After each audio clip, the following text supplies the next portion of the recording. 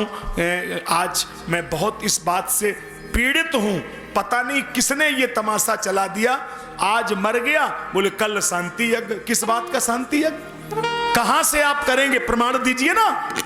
क्षत्रियों के यहां, वैश्यों के यहां, ब्राह्मणों के यहां 10 गात्र का विधान है। रामायण कह रही है कीन भरत 10 गात्र विधाना, मतलब 10 गात्र होना ही चाहिए। 9 भार का मतलब 9वां दिन, और 10 गात्र का मतलब 10वां दिन, और एकादशा का मतलब 11वां दिन।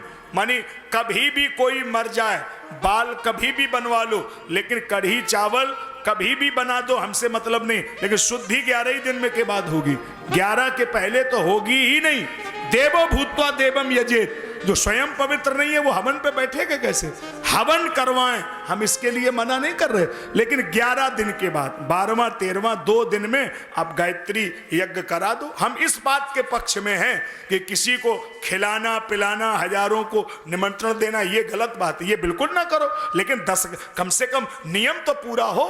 आज हम देख रहे लोग नियम ही पूरा नहीं करना चाहते, आज मरो कल साफ खत्म। ऐसा क्या मतलब? 11 दिन तो कम से कम हो।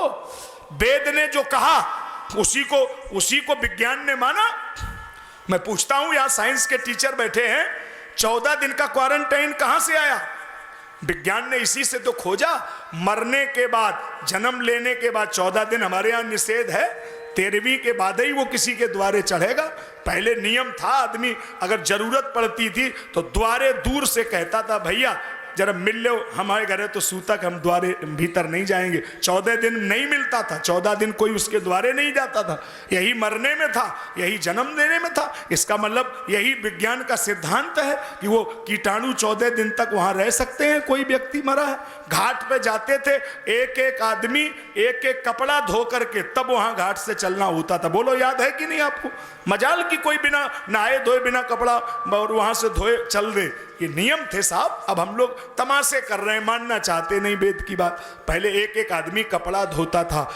और अब सरकार बार बार कह रही है कि आप साबुन हाथ से धोइए, हाथ से धोइए। ये हमारे घर की माताएं कहती थी, जितने बार बाथरूम जाइए मट्टी से हाथ धो तब चौके में जाओ। ये आपके यहाँ नियम था? ये वो अन्य कहीं था कि नहीं था? तुम्हारे यहाँ था, ये मैं कह रहा हूं। एटा के लोग बैठे, फरकाबाद के आधे लोग बैठे, बोलो ईमानदारी से, तुम्हारे यहां था? पिताजी खाना खाने आए और निकल के गए, बोले चौकिया लगाओ। अब चाचा आए रहे, अब चाचा खाए गए, बोले फिर चौकिया लगाओ। फिर वो सब चौकिया लगती थी, फिर बोले कपड़ा उतार के आए, सब कपड़े अलग, तब वो खाना। तो ये सब पहले था कि नहीं? ये कोई आज की बात थोड़ी है, लेकिन हम लोगों ने उन चीजों को कपोल कल्पित मान लिया। अब विज्ञान ने कहा तो मान ले रहे हैं। अरे ये हमारा नियम है कि हर समय हाथ को धोइए, पवित्रता रखिए। ये पहले से था, आज से थोड़ी है। 10 गात्र हुआ। अब ये आपको कहें तो ये तो आपको आश्चर्य लगेगा, अगर किसी का परिजन मर जाए, परिवार का व्यक्ति, और अगर सूचना 1 वर्ष तक मिलती है तो 1 दिन का सूतक मान्य है। गरुड़ पुराण में लिखा है 365 दिन में अगर विदेश में सूचना मिलती है तो उस आदमी को 24 घंटे तक सूतक रखना चाहिए। 24 घंटे तक मान्य है। ये हुआ चित्रकूट में सूचना जब राम जी को मिली तो यहां तो सब काम हो ही चुका था, तो गोस्वामी जी ने लिखा, मुनि हूं कहे जल काहू न लीन्हा, व्रत नितंबते ही दिन प्रभु कीन्हा। ये संस्कार थे हमारे। अब इस चीज के लिए तो हम बड़े बड़े लोगों से माफी चाहते हैं। कई लोग अपने को बड़ा समझते हैं, लेकिन वो कुछ चीजों को भूल रहे हैं। उन बड़े लोगों से हम माफी चाहते हैं। साहब ये गलत है, अगर आपने निकाला है तो बंद करो, कोई कर रहा है तो भी बंद कराइए। देखो ये शास्त्र सम्मत बात है कि जब तक 13वीं नहीं होगी तब तक ना तो उसका जल पीना चाहिए और ना ही उसको किसी को जल पिलाना चाहिए। ये नियम के विरुद्ध है। कई लोग आप द्वारे जाओ, चाय बना के रख देंगे, पेड़ा ढक देंगे, बोले हमाओ नहीं है। अरे तुम्हारा नहीं है, आखिर तुम्हारे द्वारे तो रखा है। ये निषिद्ध बात है। पुराने लोग 14 दिन, बिल्कुल 13 दिन का नियम था, वो खाते पीते नहीं थे भाई, इसमें खिलाने का विधान ही नहीं। वो तो बुरे दिन किस बात के, बुरे का मतलब बुरे ही दिन है, उसमें पालन करना चाहिए उसका।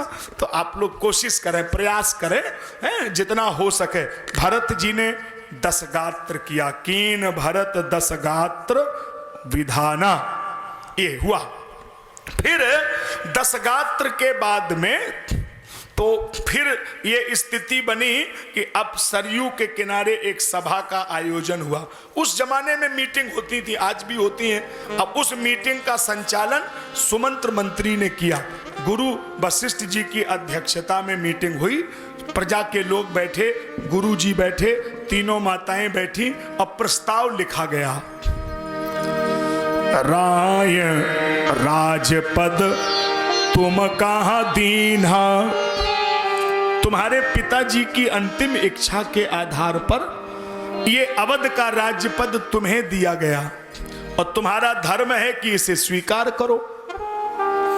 अच्छा, अब मान लो सभा लगी हुई, मान लो 10 लोग बैठे हुए और ऐसे भरत जी की जगह हम लोग बैठे होते और मान लो यही कहा जाता कि पिताजी की इच्छा थी और तुम स्वीकार करो, तो हम लोग